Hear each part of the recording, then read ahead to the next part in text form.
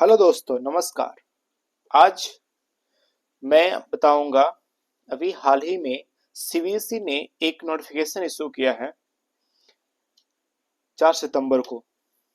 इसमें बताया ये गया है कि जितने भी प्रिंसिपल हैं स्कूल के जो कि सीबीएसई से एफिलिएटेड हैं, वह 5 सितंबर 2024 से एक जो लिंक दिया गया है उस पर उन कैंडिडेट्स को जो 2024 से 25 में 10th और 12th का बोर्ड का एग्जाम देना चाहते हैं, उनके लिए रजिस्ट्रेशन की प्रक्रिया आरंभ हो चुकी है। तो इसमें क्या है कि बेसिकली हम लोग आज देखेंगे कि एज ए सब्जेक्ट हम लोग क्या ले सकते हैं या फॉर्म में क्या भरना है। तो ये जो पूरी प्रोसेस होता है ऑनलाइन की प्रक्रिया, ये स्कूल के माध्यम से की जाती है, ये ओपन नहीं होता है। इसमें बेसिकली स्कूल को ही दिया जाता है यूआईडी और पासवर्ड, वही अपने लॉगिन के थ्रू सभी बच्चे जो उनके यहाँ स्टडी कर रहे हैं उनके लिस्ट ऑफ कैंडिडेट्स को वह ऑनलाइन माध्यम से भरेंगे। उससे पहले जो स्कूल है वो सभी बच्चों से पूरे डिटेल्स लेते हैं, उसे ऑफलाइन फॉर्म भरवाते हैं, उनके फोटो लेते हैं, उनको साइन लेते हैं और लेने के बाद उसे अपलोड करना उनका काम होता है। तो बेसिकली आज हम लोग जानेंगे कि जो प्रोसेस होती है इसमें, तो इस प्रोसेस के दौरान हमें क्या क्या डॉक्यूमेंट्स लगेंगे और साथ ही साथ हमें कौन से सब्जेक्ट चूज करने चाहिए। जैसे आप देखे होंगे कि क्लास 10th में बेसिकली हम लोग 5 सब्जेक्ट को पढ़ते हैं, जैसे हिंदी, इंग्लिश, उसके अलावा mathematics, science and social science. तो ये बेसिकली 5 सब्जेक्ट होते हैं। इसका मार्किंग पैटर्न कुछ इस तरह से होता है जो कि आपको जानना चाहिए। यदि आप इसे नहीं जानेंगे तो आपको समस्याएं आ सकती है।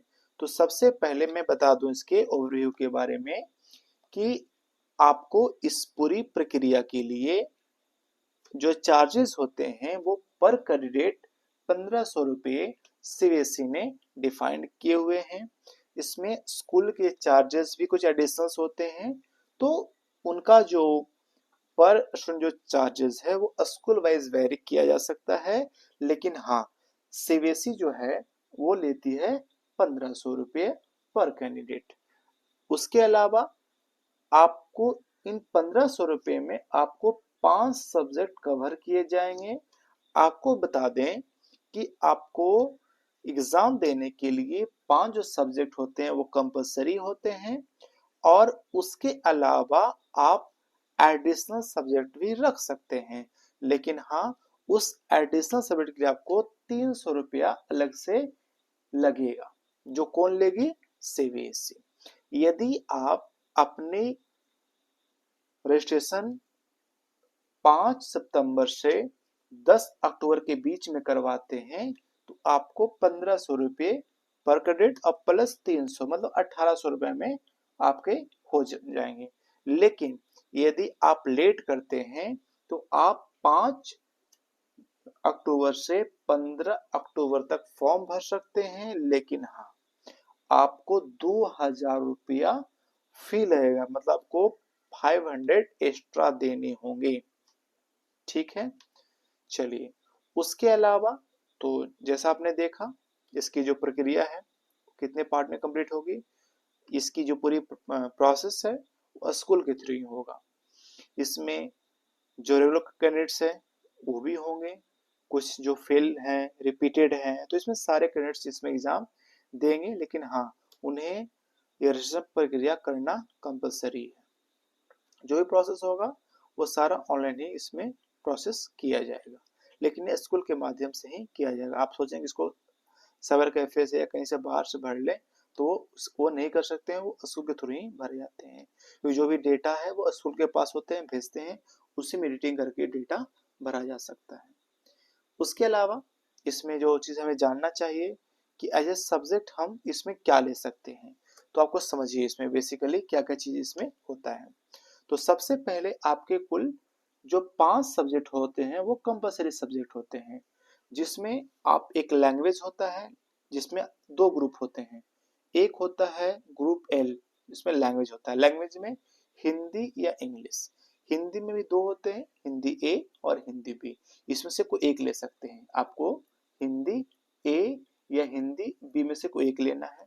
उसके अलावा इंग्लिश, इंग्लिश में 2 होते हैं, इंग्लिश लैंग्वेज एंड लिटरेचर और इंग्लिश कम्युनिकेशन। तो basically English language and literature ही बच्चे लेते हैं, ठीक है। उसके अलावा तो ये आपका 2 लैंग्वेज हो गया, हिंदी और इंग्लिश, ठीक है। हिंदी में से भी हिंदी ए और हिंदी बी 2 ले सकते हैं, और इंग्लिश में भी इंग्लिश लैंग्वेज एंड लिटरेचर, उसके अलावा इंग्लिश कम्युनिकेशन, ये 2 हो गए। उसके अलावा आपका जो मेन सब्जेक्ट है वो ग्रुप ए1, इसमें बेसिकली आपको 3 सब्जेक्ट आते हैं, जिसमें से आपको सोशल साइंस, साइंस और एक होता है मैथमेटिक्स। मैथमेटिक्स में 2 होते हैं, एक होता है मैथमेटिक्स स्टैंडर्ड, एक होता है मैथमेटिक्स बेसिक। बेसिक बेसिकली वैसे बच्चे चूज करते हैं जिन्हें भविष्य में साइंस या मैथ एज ए ऑप्शन लेके वो नहीं पढ़ना चाहते हैं, तो वह लेते हैं बेसिक। और जिन्हें आगे चलकर मैथ को एक सर्ट ग्रुप में यूज करना, या ये साफ कहें तो यदि आप आईएससी करना चाहते हैं तो आपको लेना पड़ेगा मैथमेटिक्स स्टैंडर्ड। यदि आप कॉमर्स के साथ या आप आर्ट्स के साथ जाना चाहते हैं तो आप बेसिकली बेसिक लेकर आगे जा सकते हैं। तो ये अब तो 5 कंपलसरी होते हैं। उसके अलावा आप एडिशनल सब्जेक्ट भी रख सकते हैं, जैसे स्किल सब्जेक्ट्स और लैंग्वेज 3 सब्जेक्ट में आप ले सकते हैं। इसका बेनिफिट ये होता है कि यदि आप इन 3 सब्जेक्ट में से जो ग्रुप ए1 के हैं, इसमें यदि आप फेल होते हैं तो जो आपके एडिशनल है इसमें पास होते हैं, तो उसमें से आपको ऐड करके आपको पास कर दिया जाता है। आपको जो कंपलसरी लैंग्वेज टेस्ट है वो पास होना कंपलसरी है, और इन 3 में से मैथ, साइंस और सोशल साइंस, इसमें से आपको 3 में पास होना कंपलसरी है। यदि आपको लगता है कि इसमें से फेल होने का डर है तो आप एडिशनल सब्जेक्ट भी रख सकते हैं। तो ये थी बेसिक इंफॉर्मेशन जो बेसिकली आपको मैं बताना चाह रहा था।